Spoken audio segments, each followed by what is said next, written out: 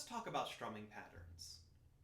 One of the most common ways to play the guitar is to play chords using strumming patterns. In this video, I'm going to demonstrate 3 basic strumming patterns that you can use to play along with many of your favorite songs right away.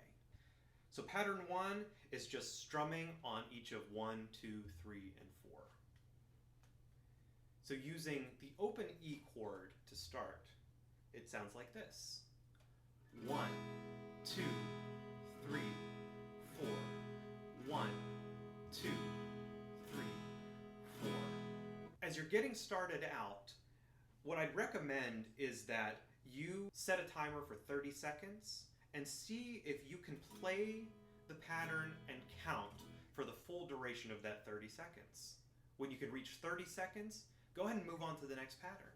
So the next pattern is very similar to the first pattern. We'll start off with 2 down strums on 1 and 2, and then that'll be followed up by 2 groupings of 1/8 notes. So it sounds like this.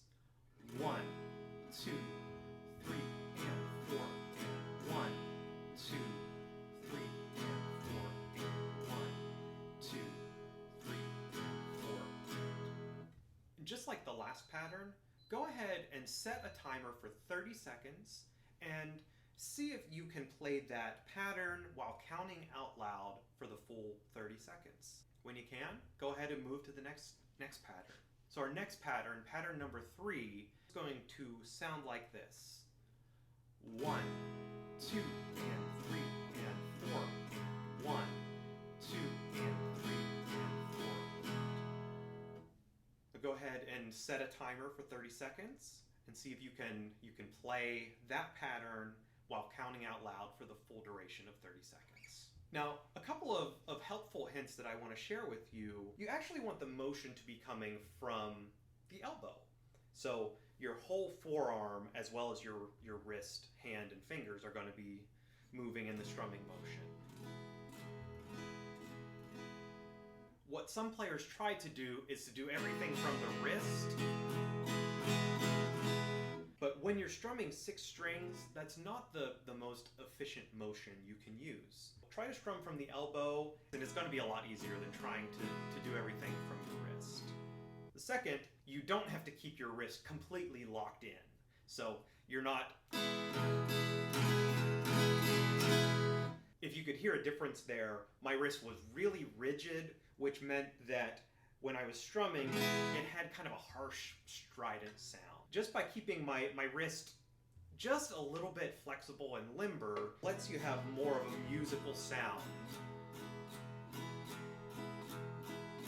And this is rigid wrist. So it's loud and strident, and you don't want that. Once you've gotten past playing 1 chord for your full 30 seconds, you'll want to start adding in other chords because most songs have more than 1 chord. If we're adding to our E chord, one common chord that you'll find goes along with E really well is the A chord that looks like this. We're going to do 1 measure of E chord and 1 measure of the A chord for each of the strumming patterns, and then go back and forth between those 2. For pattern number 1, it'll sound like this. 1, 2, 3, 4. 1, 2, 3, 4. 1, 2, 3, 4. 1, 2, 3, 4. Just like before, let's set a timer for 30 seconds and switch between those 2 chords for 4 beats for each chord. So our next pattern is 1, 2, 3, and 4, and. And if we're switching between the E chord and the A chord, it's going to sound like this. 1, 2, 3, and 4, and 1, 2, 3, and 4, and 1, 2, 3, and 4, and 1, 2, 3, and 4, and. Now when you're first starting out and getting used to switching between 2 chords, you strum your 4 chords for E like this. And if it takes you a little bit of time to move your fingers to get into position, Go ahead and take your time there, and then once your fingers are in place, go ahead and strum the pattern. And then switching back.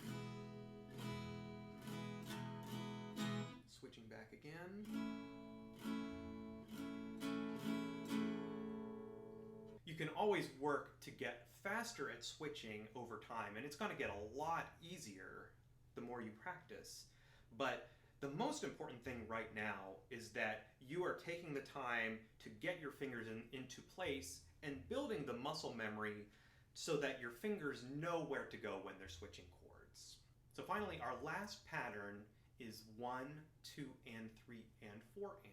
And if we're switching between E and A, it's going to sound like this.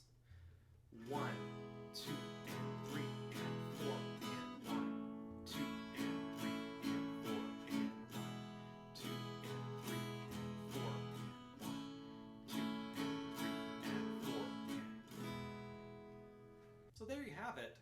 Those are 3 simple strumming patterns that you can use with a variety of songs, and by all means, do not limit yourself to just the E chord and the A chord. You can use those patterns with any chord that you want to play. And you also don't need to limit yourself to just 2 chords. You could have a song that has 12 chords, and it's going to work in just the same way. Happy practicing, and we'll see you in the next video.